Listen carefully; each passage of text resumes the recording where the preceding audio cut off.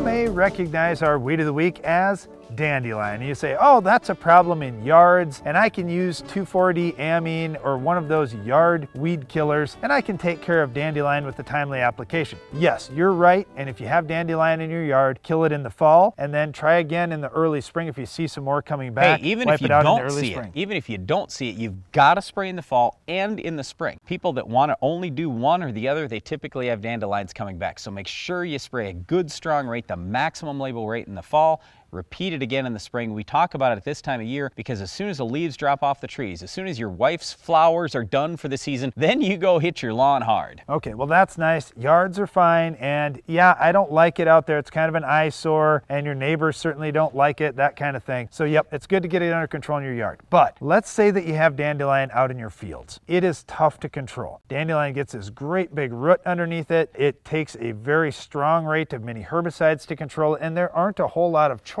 to control dandelion. So let's focus on dandelion control in fields. All right, if I'm going to use Roundup, you've got to do it a week or two before the first hard killing frost. So if by the time you harvest your crop and then you say, oh, I want to go spray dandelions, but you know what, I had my first hard frost last week, don't even waste your money on Roundup. You're just wasting your time. Switch to Banville if you're going to plant corn next year, or 2,4-D if you're going to plant soybeans next year. Use the maximum label rate, and this is a lot. I mean, we're talking a quart of Banville, we're talking multiple quarts of 2,4-D most likely, but hit it hard, and then you've got the best chance that it's going to die itself because of winter kill in the winter if you didn't kill it yourself. All right, if you're laughing right now, I'd say, wait a minute, you're talking about dandelion? That's not that big a deal. It's and the if worst I see one weed or problem two, in no-till in a lot of areas. it's a huge, huge problem. So if you do see a few of them out there, make sure you wipe them out because you're going to have a big problem in just a couple of years if you let them go. All right, if you have this weed come up again in the spring, try to hit it with a good strong burn down. Otherwise, if you're in corn, you can use Status, that's our favorite product, but in soybeans, it's really tough. You've got to use the maximum labeled rate of Roundup if you're raising Roundup beans, Liberty if you're raising Liberty beans. Otherwise, in conventional beans, we just don't have any good answers for dandelions. All right, well, our weed of the week is dandelion. Make sure you stop it because not only is it an eyesore, it can be a very problematic weed. Well, that's it for our weed of the week, but stay tuned. Iron Talk is coming up next.